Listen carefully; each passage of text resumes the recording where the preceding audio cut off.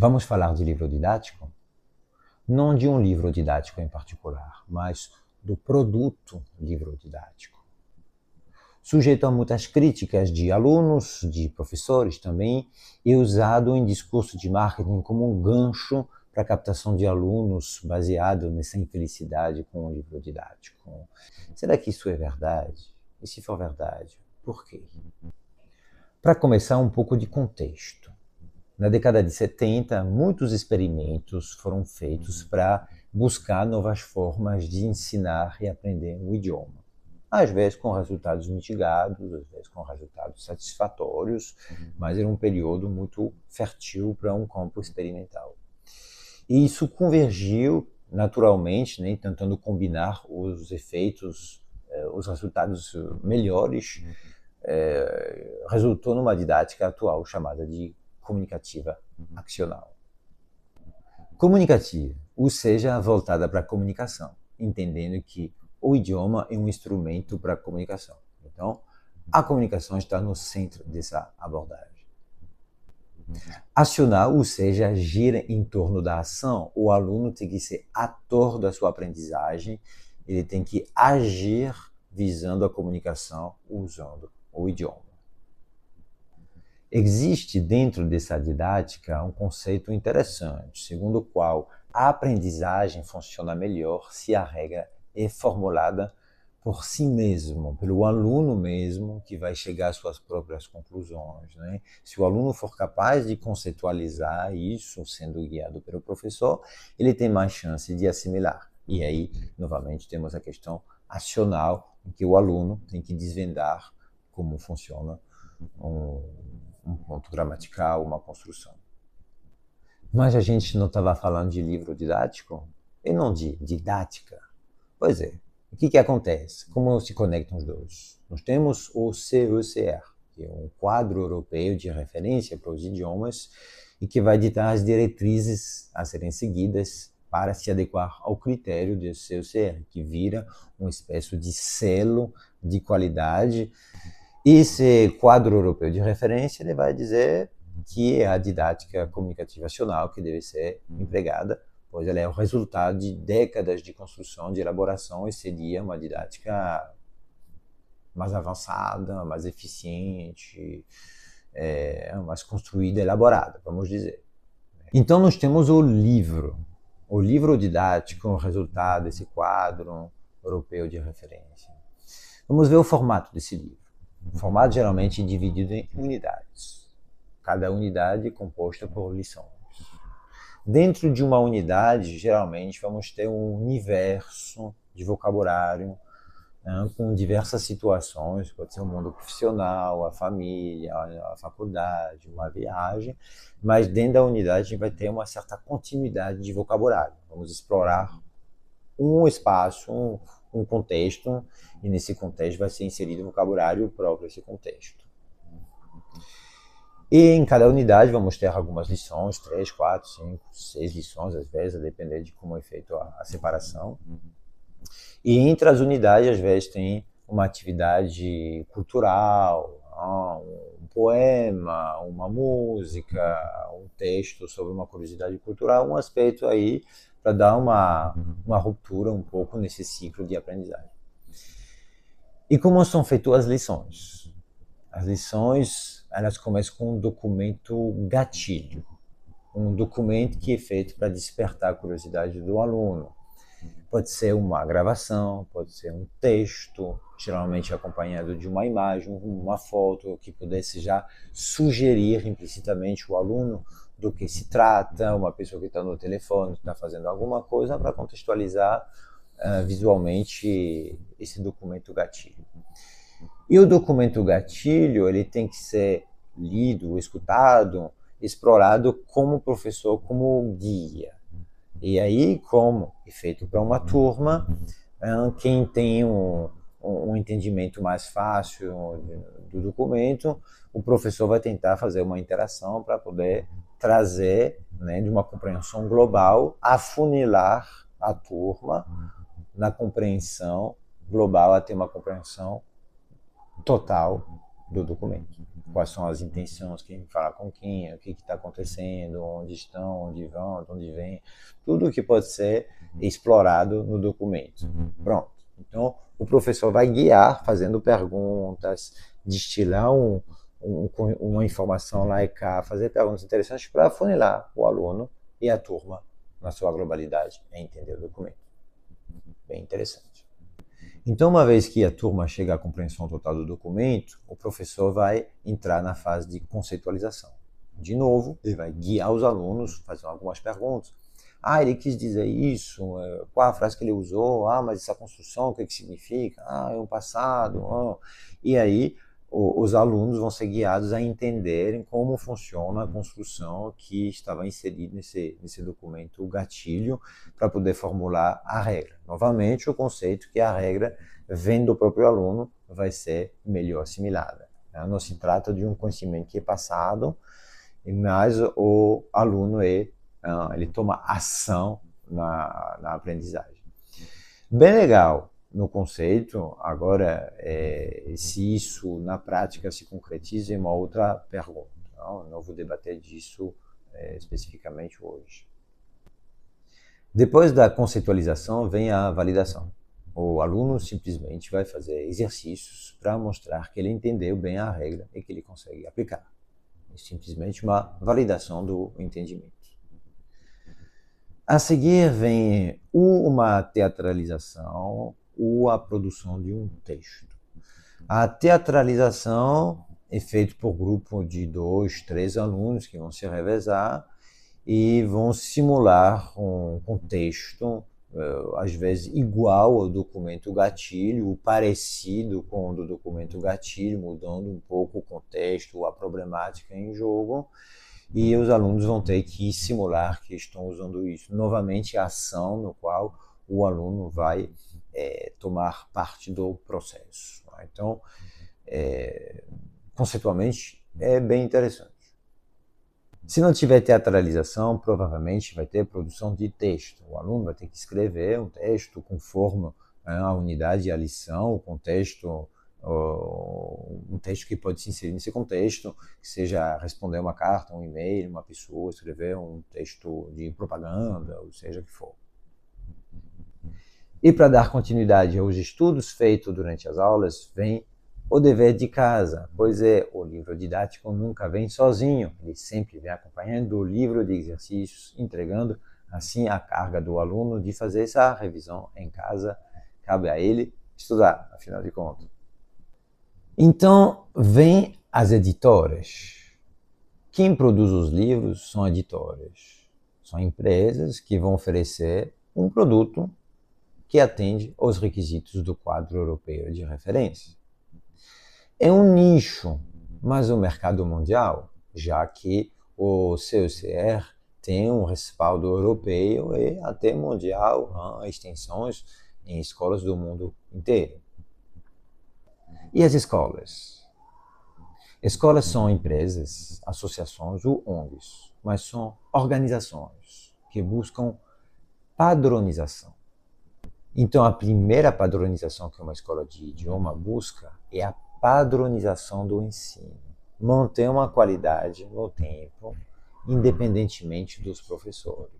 Um professor muito bom poderia, se deixar a escola, também ter impacto na qualidade da escola.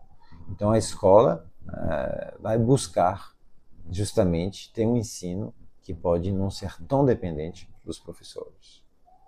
A segunda padronização que uma escola vai buscar tem fim organizacional. O livro tem uma carga horária, tem um início, um meio, um fim, e isso ajuda a precificar o curso, a ver quanto o professor vai ser pago, quanto vai custar o curso, quantos alunos precisam manter por turma para ter uma viabilidade econômica, isso independente do formato, ou seja, uma empresa que vai buscar a lucratividade, uma ONG que vai procurar uma sustentabilidade econômica, uma viabilidade econômica para ela funcionar sem necessariamente buscar lucro. Mas isso vai ajudar, independentemente do formato, vai ajudar a escola a se organizar. E uma terceira padronização que uma escola de idioma vai buscar tem a ver com a mídia cognitiva. O curso quer visar um público amplo, por isso ele precisa atender uma média cognitiva da população para que ele seja acessível à maioria. Cognitivo. Não estou falando de inteligência nem de quociente intelectual. É um tema complicado, né, de trazer, mas também é uma realidade. Nós não somos iguais a aprender um assunto. Existem vários tipos de inteligência, uma pessoa vai ter mais facilidade de uma área e mais dificuldade de uma outra. Então não se trata de inteligência, é simplesmente o tipo de inteligência que cada um tem. Isso é uma coisa individual. Assim, o livro didático precisa ter um nível de dificuldade e uma velocidade que esteja de acordo com a maioria da população para atender um público mais amplo. Não pode ser muito rápido, nem muito lento, nem muito difícil, nem muito fácil. E para os professores? Bom, o livro didático é muito interessante, é um produto pronto. Tem gravações, tem textos, tem uma progressão didática, tem exercícios, então é um material que está justamente facilitando a vida do professor. Além disso, tem a versão do livro didático para o professor, que é o guia pedagógico, que justamente está ali para auxiliar e sugerir abordagem, como um tema pode ser introduzido para a turma, como conduzir, lembrando que as lições têm um enredo, né, tem um roteiro na condução das aulas. Então, o livro didático para o professor, ótimo. Para quem começa, maravilhoso. E o resultado disso tudo? Vimos que o livro didático foi feito para escolas e professores. Escolas para justamente ter um planejamento financeiro, precificação, organizacional. E também se proteger de uma vulnerabilidade, uma dependência grande dos professores. Uma escola que tem muita rotatividade de professores vai querer justamente poder manter uma qualidade que vai ser respaldada pelo livro e não pelos profissionais. E para os professores, é ótimo. Afinal, é um produto prontinho. Mas quem paga pelo livro? É o aluno. Observe bem, os representantes das editoras buscam escolas e professores para oferecer seus serviços. Mas é o aluno quem paga. Então vamos para a realidade do aluno. Vamos imaginar um aluno que encontrou uma promoção para aprender francês. Promoção vale para iniciante, primeiro semestre, está todo mundo nivelado pela base, né? Todo mundo começa do zero, apesar de alguns alunos, né, arranhar algumas coisas de francês, não é nada demais, e assim vai, o semestre vai avançando e dá tudo certo. No segundo semestre, a promoção acabou, era só para iniciante, esse semestre é um pouco mais caro, ok, tudo bem. Talvez um ou dois tenham desistido, né, por conta do preço, de outros motivos, mas enfim, a turma se mantém consistente e vai assim, vão avançando, um semestre, um outro semestre. Só que conforme o tempo passa, parece que a turma vai derretendo. Até que um dia você quer se cadastrar para o próximo semestre, fazer a matrícula, vai dizer, sinto muito, não tem aluno suficiente para fazer turma ainda. A gente se fale. Tchau, tchau. E às vezes não tem nunca essa turma se constituindo. E às vezes vão oferecer cursos particulares que obviamente são um outro preço, justamente porque a escola não tem a quantidade mínima para poder bancar um professor em infraestrutura. Então prefere não oferecer esse serviço. E acontece um outro fenômeno. A turma já perdeu essa homogeneidade do início, do primeiro semestre, que ninguém tinha nada, e agora, conforme vai avançando, começa a ter uma heterogeneidade, uma disparidade de níveis, justamente porque nem todo mundo é igual, né, diante da aprendizagem, das formas de aprender, cada um tem seu próprio ritmo. Então, alguns alunos vão achar o livro lento, o curso lento, porque tem um desenvolvimento rápido.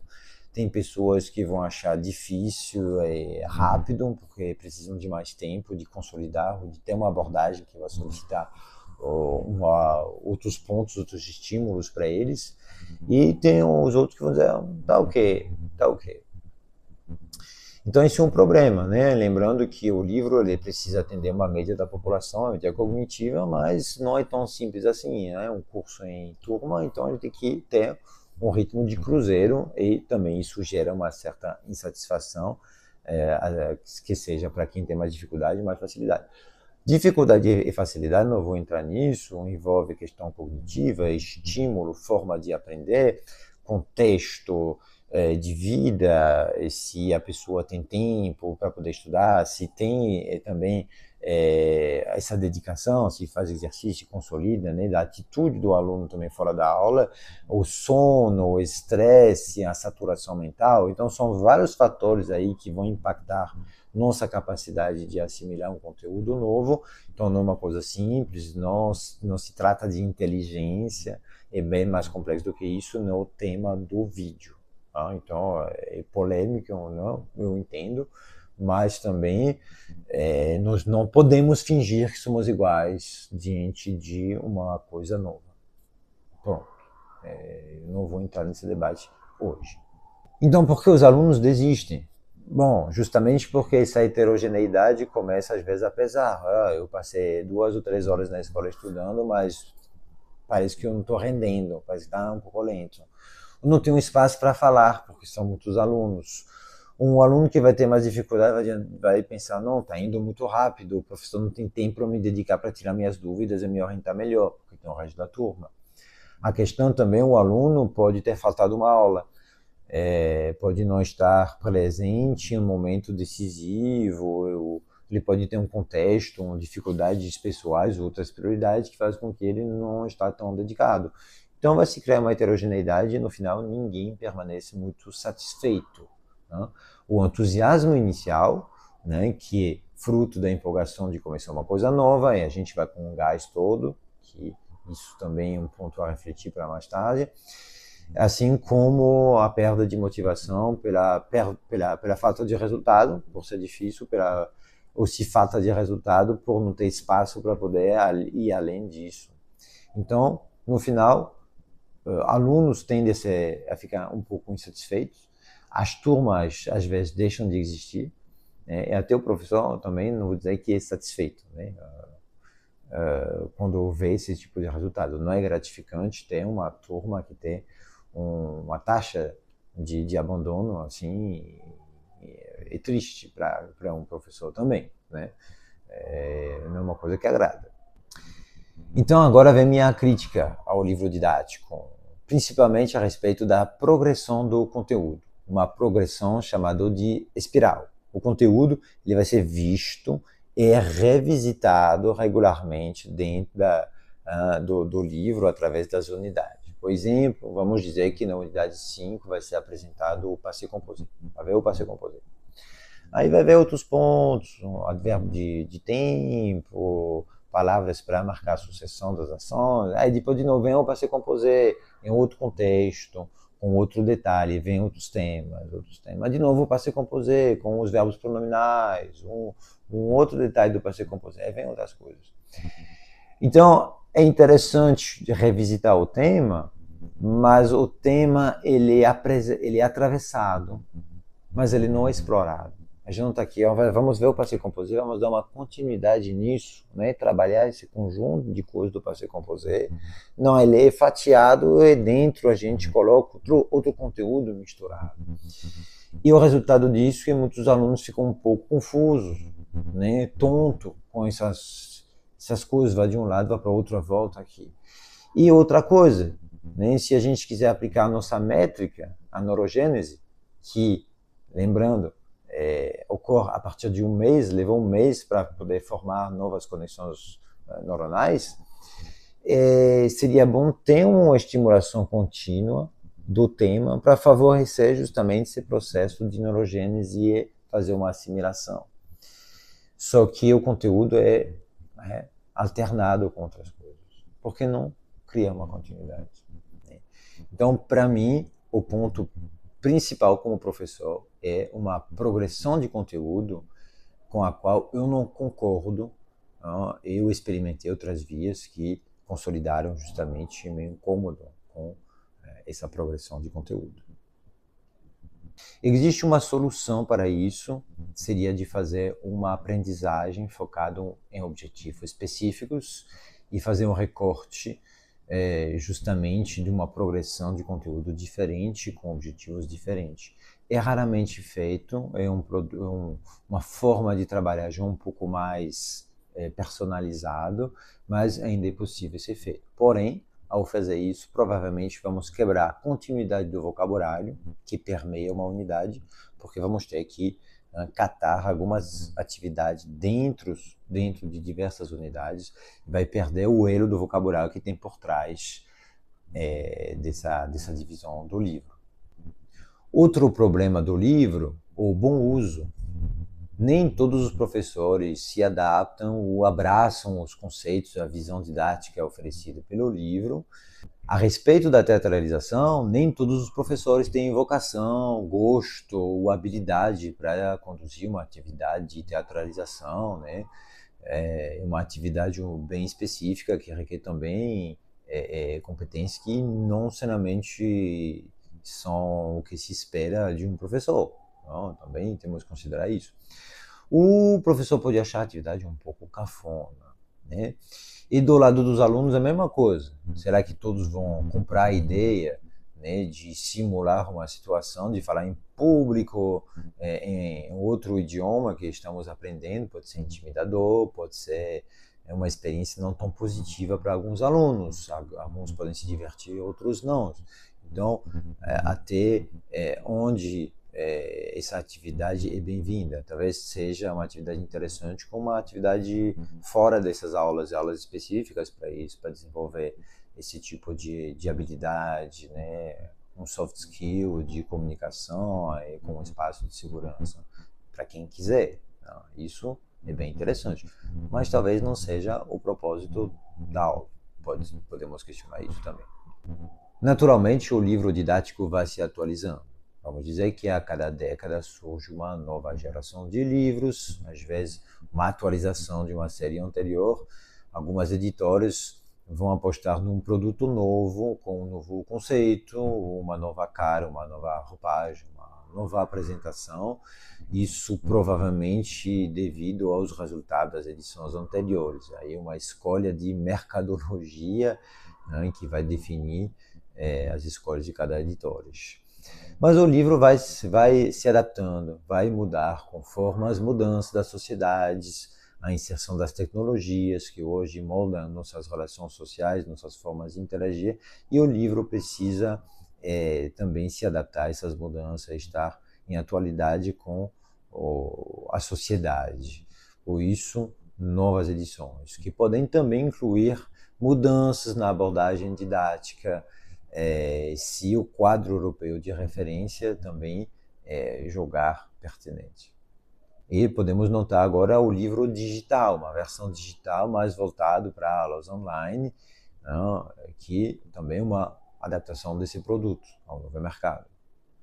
Mais uma coisa a respeito do livro didático é a questão das franquias. Sim, existem escolas que funcionam como franquias, que têm o próprio material didático, concebido por elas. Assim, elas têm uma propriedade intelectual que elas podem reivindicar para criar uma patente e se desenvolver. E o fato de produzir seu próprio livro faz com que não precisam também aderir ao quadro europeu de referência, podem rejeitar isso, não fazem parte disso. Isso é interessante e perigoso. Interessante porque resgate um pouco esse lado experimental que, no final das contas, foi a origem da didática comunicativa acional. Nos anos 70 tinha muito esse viés de vamos tentar dessa forma, vamos experimentar, que acabou se solidificando, né, uma didática um pouco imposta, um pouco hegemônica, justamente através desse quadro europeu de referência dos idiomas. Então, é interessante ainda ter essa possibilidade de experimentar. Contudo, é perigoso, pode ser aleatório, porque a empresa pode produzir um produto às pressas, pode ter uma falta de acompanhamento de campo para medir os resultados, para poder fazer uma melhoria contínua desse produto. Então, o aluno que entra numa escola de franquia também tem que comprar a ideia que talvez os resultados ainda precisam ser comprovados. A empresa pode ser jovem no mercado e experimentar coisas. Então, é interessante, mas também tem que ter os olhos abertos. Então, uma síntese disso tudo. O livro foi feito para escolas e professores, né, para resolver os problemas de organização, de precificação e também de qualidade contínua. Para os professores é uma maravilha, o produto vem pronto, pelo menos no início. Um professor que inicia a ter esse produto é fantástico. Mas, muitas vezes, com o tempo, os professores questionam algumas coisas porque a efetividade de campo nem sempre está presente.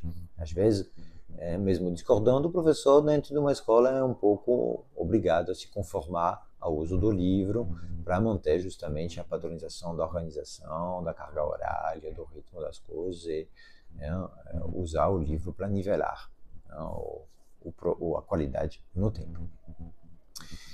Para os alunos, o livro gera uma insatisfação, uma frustração, né? Às vezes uma rejeição. Aposto que tem alunos que têm até pavor de ver um livro didático, né? Aquele combo com um livro de exercício, ou seja, eu sei que tem alguns alunos que têm uma resistência a isso, acontece.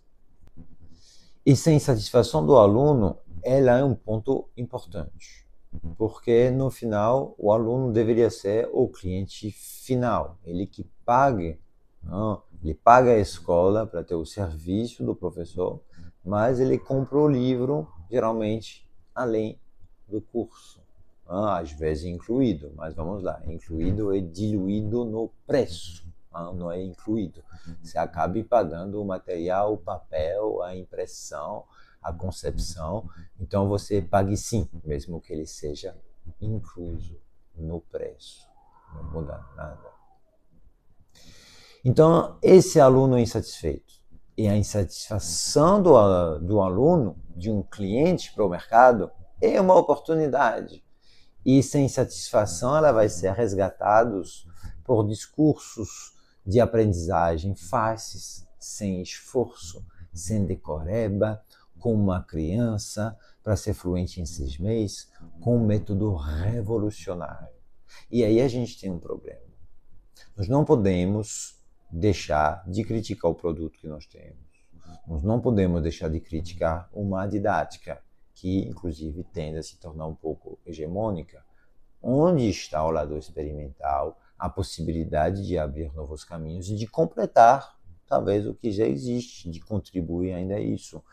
Nós não temos uma forma absoluta de aprender e ensinar um idioma, senão todo mundo já seria poliglota, de um certo modo.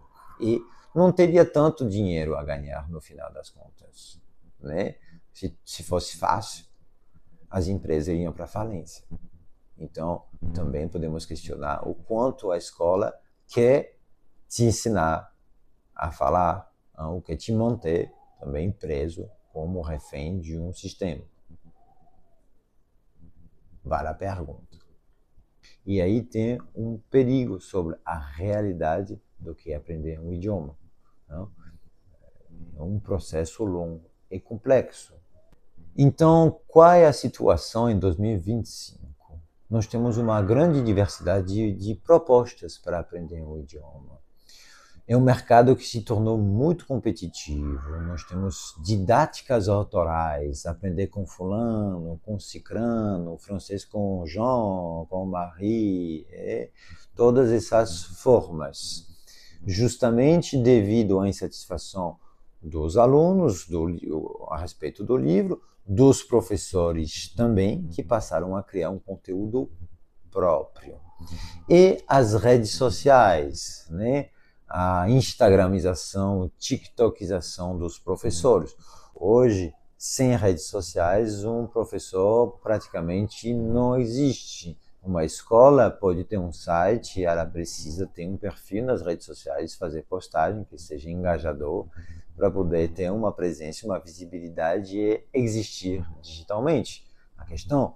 Um professor e um influenciador ele pode ser um influenciador, mas o quanto ele é professor e o quanto ele é influenciador. Isso também vale a pena discutir. Além disso, o impacto da pandemia no crescimento das aulas online, que normalizou esse tipo de ensino também, que vem com novas práticas e uma adaptação ao formato. O assunto do momento é a inteligência artificial para aprender um idioma, aplicativos do Duolingo. Temos muitas coisas para conversar, muitas coisas para falar, né, sobre algumas temáticas. A gente tem um pouco de distanciamento, a gente pode olhar um pouco com distância, com criticidade, sobre outras temáticas nem tanto, caso da inteligência artificial. Então, até o próximo vídeo.